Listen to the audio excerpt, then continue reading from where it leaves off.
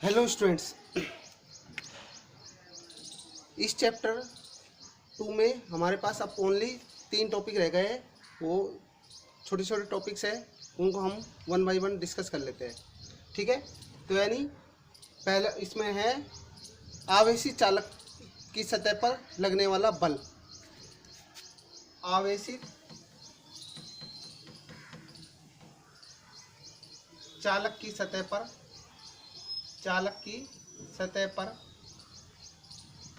लगने वाला बल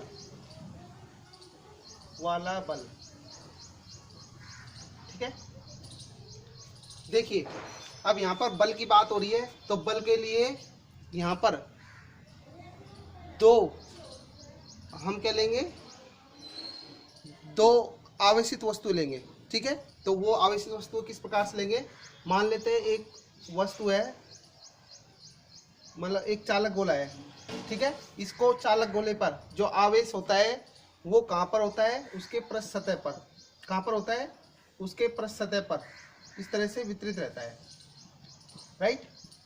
अब देखिए, इस चालक के कारण, इस अकेले चालक के कारण तो क्या होगा, बल नहीं लगेगा, क्योंकि इस पर एक ही तरफ आवेश है। ठीक है, राइट। तो हम क्या करते हैं, बल लगाने के लिए अन्य चालक लेते हैं जो कि इसके कंपैरिजन में छोटा है। ठीक है, तो वो क्या है, इस तरह से यहाँ पर दूसरी चालक वस्तु है, वो इस तरह से है, और ये चालक वस्तु है, तो इस पर भी आवेश कहाँ होगा, यहाँ पर होगा। ठीक है, राइट, इस तरह से उसके पृष्ठ सतह पर होगा। राइट। अब देखो, दो आवेश हो गए, प्लस और प्लस, क्योंकि दोनों समान प्रकृति के आवेश है, और दोनों समान प्रकृति के आवेश है, तो उस पर ये चालक एक है और ये चालक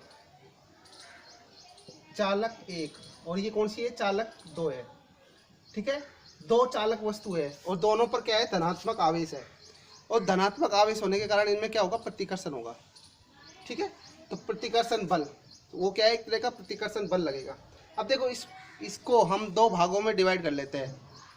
एक ए बी अल्पांश है, ये क्या है, ए बी अल्पांश, ए बी भाग है ये।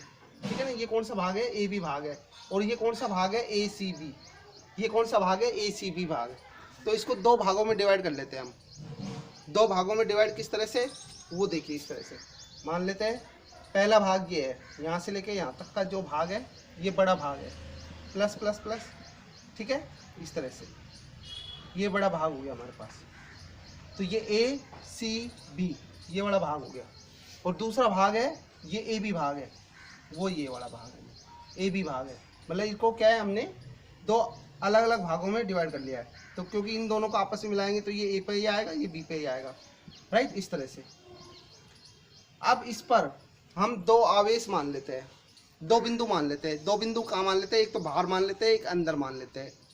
पहला जो बिंदु है वो है बाहर की ओर स्थित है, P1 है।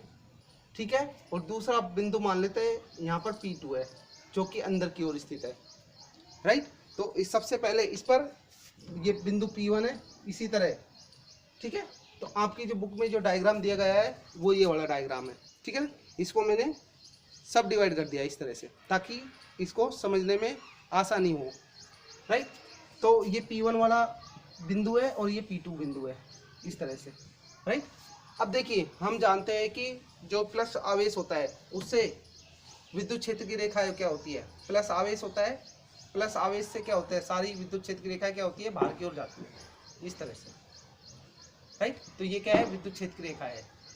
और माइनस है, अगर माइनस आवेश है तो उस पर क्या होती है, विद्युत क्षेत्र की रेखा अंदर की ओर आती है। राइट, इस तरह से विद्युत क्षेत्र की रेखा क्या होती है, अंदर की ओर आती है। ये हमने इसमें पढ़ा था विद्युत क्षेत्र रेखाओं के गुण में। ठीक है, तो इसी प्रॉपर्टी को ध्यान में रखते हुए इसकी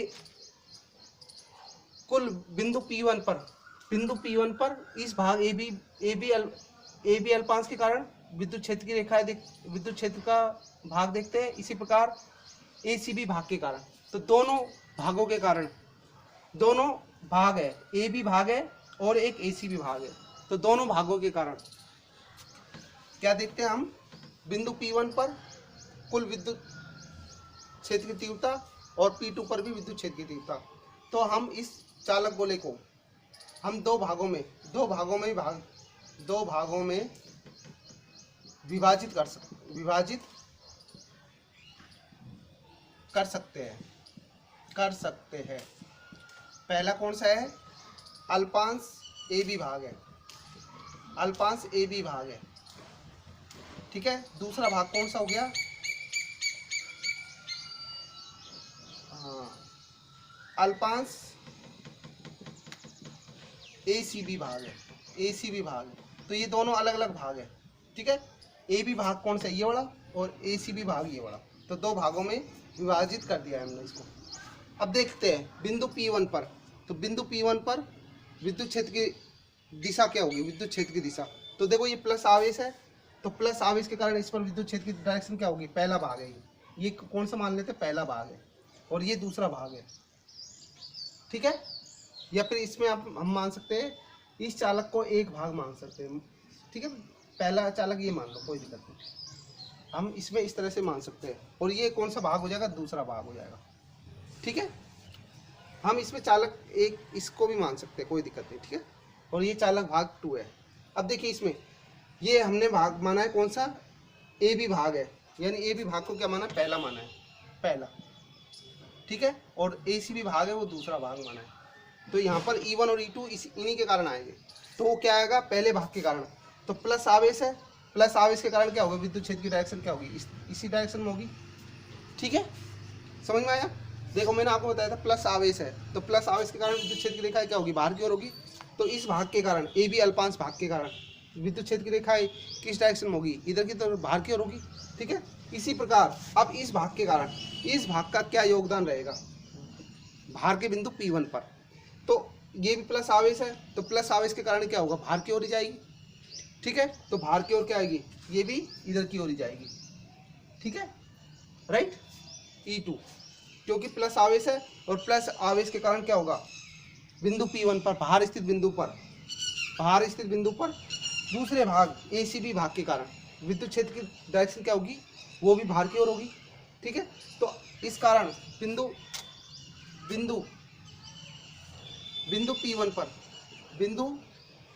P1 पर दोनों भाग AB व ACB के कारण कुल विद्युत क्षेत्र क्या होगा? विद्युत क्षेत्र होगा EP1 बराबर होगा आपका E1 प्लस E2। अब यहाँ पे प्लस क्यों किया है? प्लस इस कारण किया है क्योंकि दोनों क्या है? एक ही डायरेक्शन में है, और दोनों एक ही डायरेक्शन में होने के कारण क्या होता है? वो क्या है? उनका परिमाण जुड़ जाता है, ठीक है। तो इस तरह से क्या हो गया? ये दोनों जुड़ जाएगी। अब दूसरा बात करते हैं P2 पर। तो P2 पर जो डायरेक्शन होगी वो किस कारण होगी?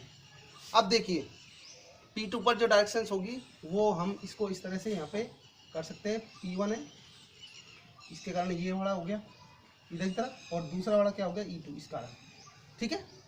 अब देखो, अब दूसरी बात करते हैं P2 पर किसके भाग के कारण? प्लस आवेश के कारण। तो प्लस आवेश के कारण क्या होगा? इसकी जो डायरेक्शन होगी वो किस कारण होगी? प्लस आवेश है, प्लस आवेश के कारण क्या होती है? बाहर की ओर जाती है। तो बाहर की ओर जाएगी तो क्या होगा? इस कारण, ठीक है ना, इधर की तरफ होगी E1, राइट। इस कारण पहले वाले भाग के कारण क्या होगी? बाहर की ओर आएगी, इसका मतलब दूर जाएगी इस कारण, ठीक है। अब दूसरा क्या है? इस वाले भाग के कारण ACB भाग के कारण वाले भाग के कारण क्या होगी? प्लस है, तो प्लस के कारण क्या होगी? दूर जाएगी इधर, ठीक है ना, इस तरह, ठीक है, राइट। अब देखिए इसी प्रकार बिंदु P2 पर, इसी प्रकार P2 पर दोनों भाग AB व ACB के कारण कुल विद्युत क्षेत्र क्या होगा? EP2 बराबर कितना होगा? अब देखिए E1 है, E1 माइनस E2, क्योंकि दोनों क्या है? अपोजिट डायरेक्शन में है, राइट। अपोजिट डायरेक्शन में इस कारण क्या होगा, E1 माइनस E2, राइट। अब देखिए, ठीक है, नेक्स्ट है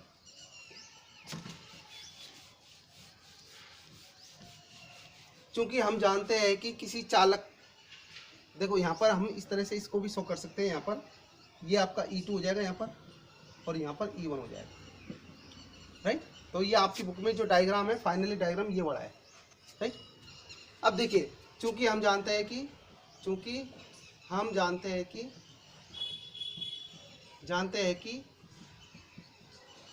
चालक की सतह पर बाहर की ओर विद्युत क्षेत्र, क्या होता है। अब बाहर की ओर कौन सा बिंदु है अपना, P1 है, तो P1 है मतलब यानी क्या हो जाएगा, EP1 बराबर कितना हो जाएगा यहाँ पर, सिग्मा अपॉन एप्सिलॉन नॉट, ठीक है। ये चीज़ हम ऑलरेडी ड्राइव कर चुके हैं गाउस के नियम के अनुप्रयोग में, राइट। तो यानी बाहर की ओर जो आता है वो क्या आता है, चालक पृष्ठ पर, जहाँ पर सिग्मा क्या होता है, पृष्ठ आवेश घनत्व होता है। सिग्मा क्या होता है, पृष्ठ आवेश घनत्व, राइट, जिसको हम लिख सकते हैं सिग्मा बराबर Q/A, ठीक है। अब देखिए दूसरा, ये वैल्यू हम आगे इसमें पुट करेंगे, तो इससे पहले हम अब देखो इसी प्रकार, ठीक है, चालक की सतह के अंदर विद्युत क्षेत्र, चालक की सतह के अंदर स्थित किसी भी बिंदु पर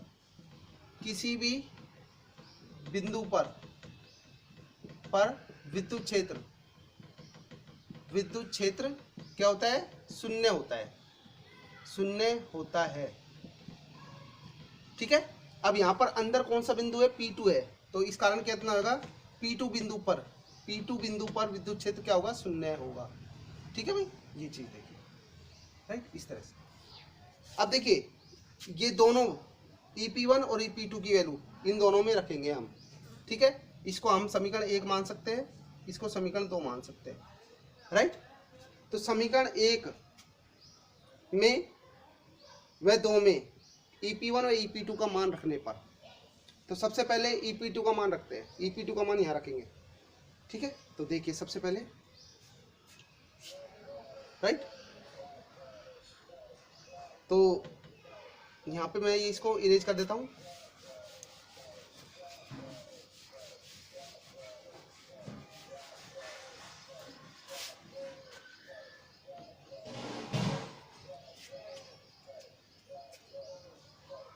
समीकरण दो में EP2 बराबर 0 रखने पर,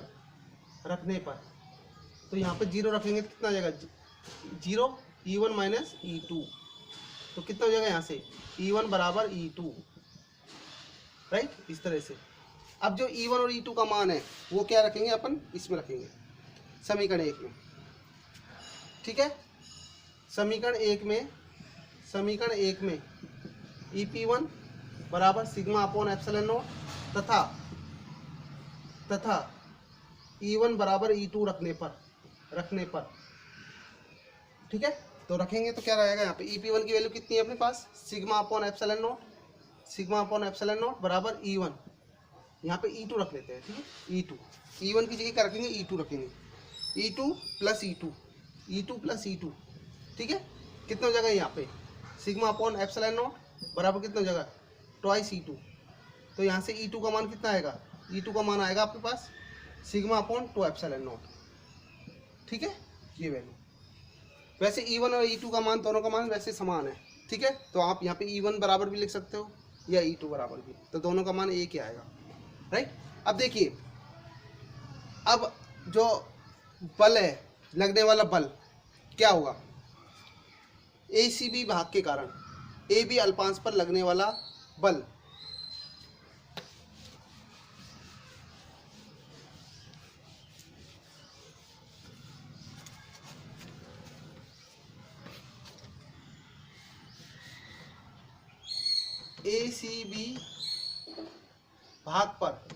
ACB भाग पर अल्पांश अल्पांश ए बी के कारण लगने वाला बल, ठीक है। तो बल क्या होगा, अल्पांश है, तो अल्पांश है तो इस कारण क्या होगा, डीएफ होगा, ठीक है। तो यहाँ पर E2 इंटू डी क्यू। अब देखिए ये कैसा आएगा, F बराबर कितना होता है, QE होता है, F बराबर कितना होता है, QE। तो F, तो यहाँ पे अल्पांश है, अल्पांश के कारण क्या होगा, DQ, ठीक है। क्योंकि देखिए हमने क्या माना था, जो आवेश है वो कंप्लीट पर है, Q आवेश है, कंप्लीट पर Q आवेश है, तो हमने इसको क्या माना था, एक छोटा सा अल्पांश भाग मान लिया था इसको, अल्पांश भाग। तो अल्पांश भाग पे क्या लेंगे, DQ लेंगे, ठीक है, अल्पांश पे, क्योंकि जो Q आवेश है वो टोटल पर है, टोटल पर है Q आवेश, ठीक है। अल्पांश पर कितना होगा, DQ, और DQ आवेश है तो इस पर भी बल क्या होगा, DF होगा, राइट। अब देखिए ये तो फॉर्मूला था अपने पास। अब हम यहाँ पर E2 का मान रखेंगे, सबसे पहले E2 का मान। तो E2 का मान रखने पर E2 बराबर सिग्मा अपॉन 2 एप्सिलॉन नॉट रखने पर कितना हो जाएगा यहाँ पे, DF, ठीक है, sigma upon 2 epsilon not DQ, right. अब देखो इसको DQ को किसके रूप में कन्वर्ट करते हैं, सिग्मा के रूप में। तो सिग्मा के रूप में कन्वर्ट करते हैं तो क्या आएगा, देखिए चूंकि कितना होता है, सिग्मा इक्वल टू कितना होता है, DQ by Q by DS, ठीक है। यानी सिग्मा इक्वल टू कितना होता है, वैसे मैंने आपको बताया था सिग्मा इक्वल टू होता है Q बाई A होता है, यदि एरिया, यानी एकांक क्षेत्रफल पर जो आवेश होता है, राइट। तो देखिए यहाँ पर अपने पास DQ बराबर कितना जगह, यहाँ से DQ इक्वल टू हो जाएगा सिग्मा DS। तो DQ को रिप्लेस करेंगे सिग्मा DS से, यानी अब ये पहले किसके रूप में था, DQ के रूप में था, अब ये पूरा कंप्लीटली किसके रूप में आ जाएगा, DS के रूप में। तो DF बराबर कितना हो जाएगा, sigma upon 2 epsilon not into sigma DS, ठीक है। तो कितना हो जाएगा यहाँ पे, DF बराबर हो जाएगा sigma square 2 epsilon not DS, ठीक है। अब देखो टोटल कुल बल निकालते हैं, ठीक है। तो संपूर्ण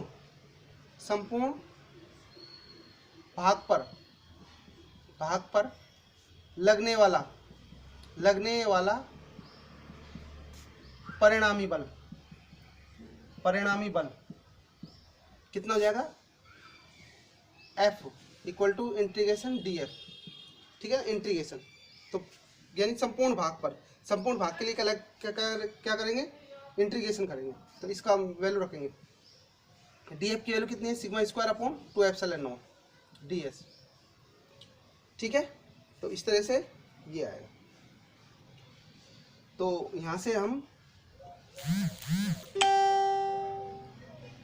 तो F इक्वल टू कितना हो जाएगा, यहाँ से अपना ये फाइनली फॉर्मूला इस तरह से आएगा, ठीक है, इस तरह से, ठीक है। तो यानी क्या बल, इस पर बल क्या होगा, ये आएगा, राइट। अब देखिए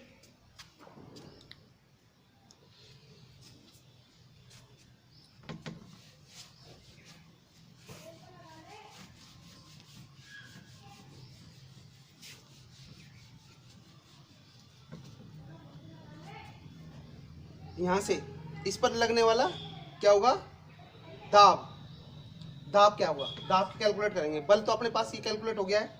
तो आवेशित चालक की सतह पर, आवेशित चालक की सतह पर लगने वाला दाब, ठीक है। तो दाब बराबर कितना होता है, P बराबर होता है F बाई ए। तो यहाँ पे क्या आएगा, DF बाई DS, ठीक है। तो D बाई अपने पास DF की वैल्यू, ठीक है। तो इस तरह से अपने हमारे पास जो फॉर्मूला था पहले क्या था, DF बराबर कितना था, सिग्मा स्क्वायर 2 एप्सिलॉन नॉट ये था, ठीक है। ये हमने अभी यहाँ पे कैलकुलेट किया था, ठीक है, तो यहाँ से इससे D F by D S करिए तो कितना आएगा sigma square upon 2 epsilon not. ठीक है, तो इस तरह से यहाँ पे वैल्यू कितनी आ जाएगी अपने पास sigma square upon 2 epsilon naught. अब जो ये आएगा, ठीक है, तो यही क्या कहलाता है वैद्युत दाब कहलाता है, वैद्युत दाब। ठीक है, वैद्युत दाब, ठीक है, यानी एकांक क्षेत्रफल पर लगने वाला बल क्या कहलाएगा, दाब कहलाएगा। राइट, तो बल हमने कैलकुलेट कर लिया, इसके बाद हमारे पास क्या है वैद्युत दाब, इस तरह से आ गया। इसके पश्चात जो नेट अगला टॉपिक है हमारा वो क्या है, विद्युत क्षेत्र के एकांक आयतन में ऊर्जा। विद्युत क्षेत्र के एकांक आयतन में ऊर्जा नेक्स्ट टॉपिक है। तो ये फॉर्मूला में क्या है साइड में लिख देता हूँ कि वैद्युत दाब P बराबर हमारे पास क्या है sigma square upon 2 epsilon not. ये नेक्स्ट टॉपिक में काम आएगा हमारे। ठीक है,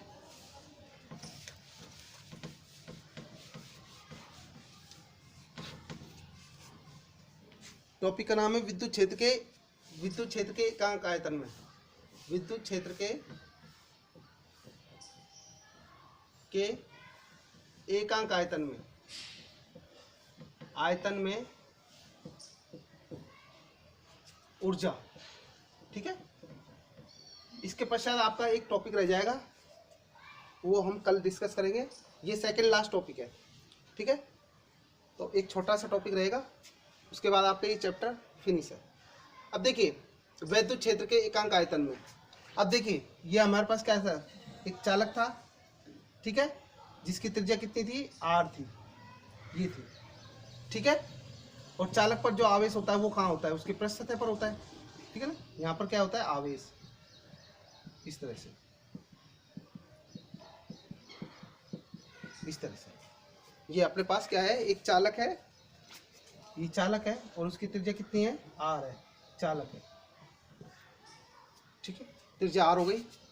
अब देखिए इस पर जो लगने वाला दाब होगा, वैद्युत दाब क्या होगा, सिग्मा स्क्वायर अपॉन, और सिग्मा क्या होता है, पृष्ठ आवेश घनत्व। सिग्मा क्या होता है यहाँ पर, पृष्ठ आवेश घनत्व होता है, पृष्ठ आवेश घनत्व। ठीक है, और एप्सिलॉन नोट क्या है कि यानी ये पूरा जो अरेंजमेंट है वो किस में रखा हुआ है, निर्वात में रखा हुआ है। एप्सिलॉन नोट निर्वात की विद्युतशीलता है। तो आवेशित चालक की सतह पर, आवेशित चालक की सतह पर लगने वाला वैद्युत दाब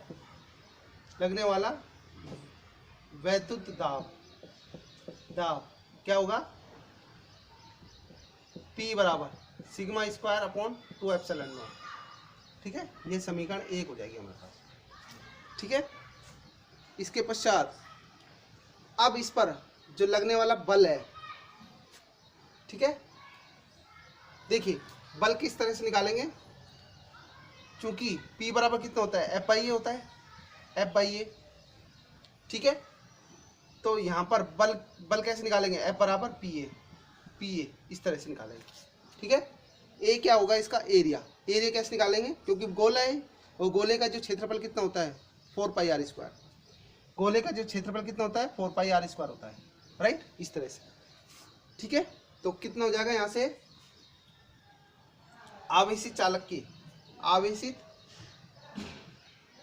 की सतह पर वैद्युत बल कितना होगा यहाँ से, F बराबर PA। ठीक है, समीकरण 2। ठीक है, तो समीकरण 1 से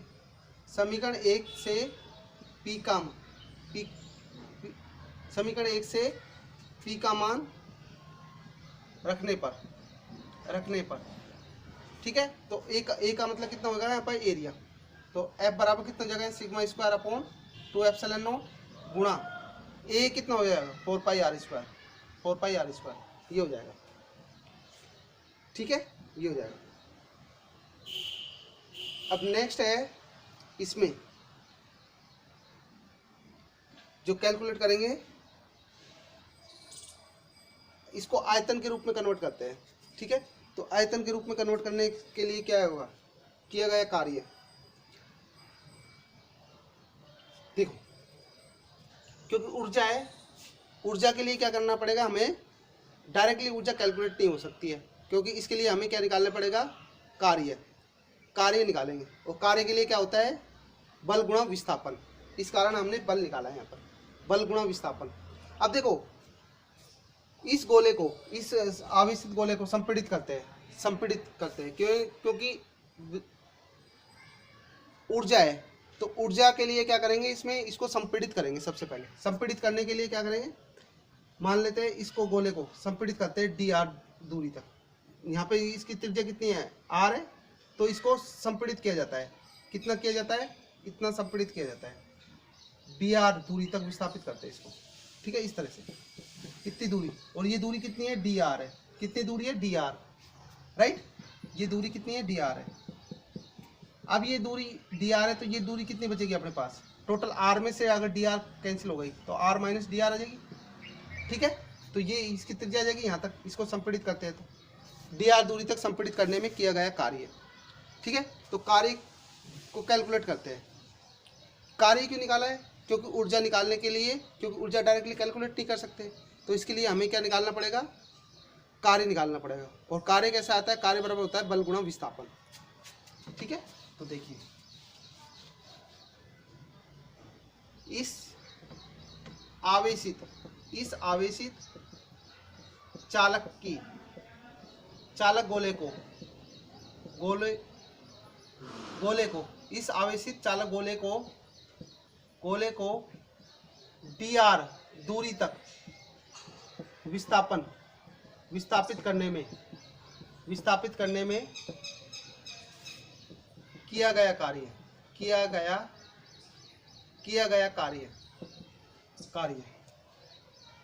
ठीक है, अब देखिए, dr दूरी विस्थापित हो रही है, यानी dr हो रहा है। ठीक है, तो कार्य भी क्या आएगा, dw आएगा। तो dw कितना होगा, f इंटू dr होगा, और कार्य बराबर कितना होता है, बल गुणा विस्थापन। तो बल गुणा विस्थापन। ठीक है, तो यहाँ पे बल की वैल्यू क्या रखेंगे, बल का जो मान है वो ये हमारे पास ये है। ठीक है, f बराबर क्या रखेंगे, ये वैल्यू रखेंगे आप। ठीक है, तो कितना आ जाएगा, dw बराबर हो जाएगा, f का वैल्यू है sigma square upon 2 epsilon not into 4 pi r square. ठीक है, गुणा dr, हमारे पास ये dr आ गया। ठीक है, तो dr को हम एक साथ यहाँ पे लिख सकते हैं, राइट। ठीक है, अब देखिए नेक्स्ट है, राइट। तो देखिए, ये हमारा यहाँ कंप्लीट हो गया है। अब देखिए इसका आयतन कितना होता है, v बराबर कितना होगा, 4/3 पाई r क्यूब होगा।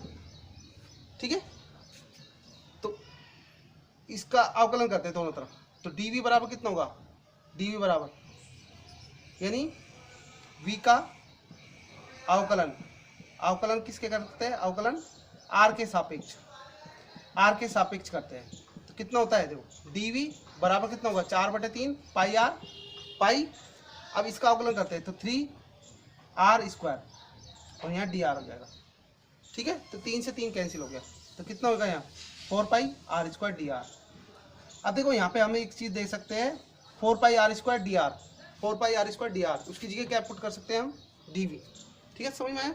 तो कितना जगह यहाँ से dw बराबर हो जाएगा sigma square upon 2 epsilon not into dv। ये समझ में आया। ये इसकी जगह क्या पुट कर दिया हमने, dv पुट कर दिया है, dv। ठीक है, ये सर। तो देखिए यहाँ से, अब देखो किया गया कार्य क्या आएगा, ये आएगा। तो dw बराबर, अब किया गया, यहाँ पे ऊर्जा है, ऊर्जा किसके बराबर होती है, किए गए कार्य के बराबर। ठीक है, तो कितना जगह, संपूर्ण भाग के लिए कुल कार्य कितना जगह, w बराबर इंटीग्रेशन dw। ठीक है, इस तरह से। तो w बराबर कितना जगह, integration sigma square upon 2 epsilon not dv। ठीक है, अब जो किया गया कार्य है वो किसके रूप में रहता है, ऊर्जा के रूप में संचित रहता है। अतः किया गया कार्य ऊर्जा के रूप में, ऊर्जा U के रूप में संचित रहता है। तो इसलिए कारण क्या आएगा, U बराबर W। तो W की वैल्यू रखेंगे यहाँ पे, U बराबर कितना हो जाएगा, integration sigma square 2 epsilon not dV। ठीक है। तो एकांक आयतन, अब यहाँ पे लिखा हुआ है एकांक आयतन। एकांक आयतन का मतलब यहाँ पर dV की वैल्यू कितनी हो जाएगी, 1 हो जाएगी। एकांक आयतन में ऊर्जा। ठीक है। तो देखिए किस तरह से,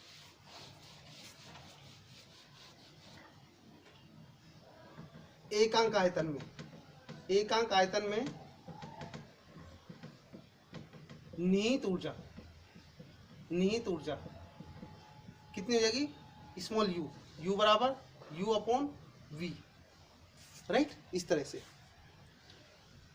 एकांक आयतन में जो ऊर्जा होती है उसको ऊर्जा घनत्व बोलते हैं। निहित ऊर्जा ही ऊर्जा घनत्व कहलाती है, ऊर्जा घनत्व।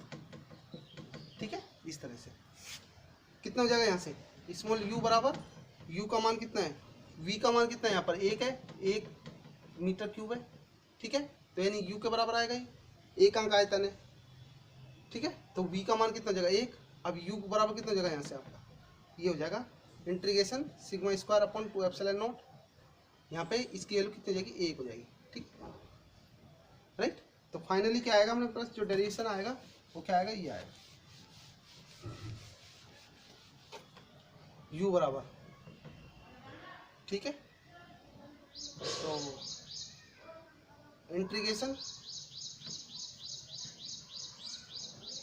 Integration sigma square upon 2 epsilon not. ठीक है। तो आज के लिए इतना ही।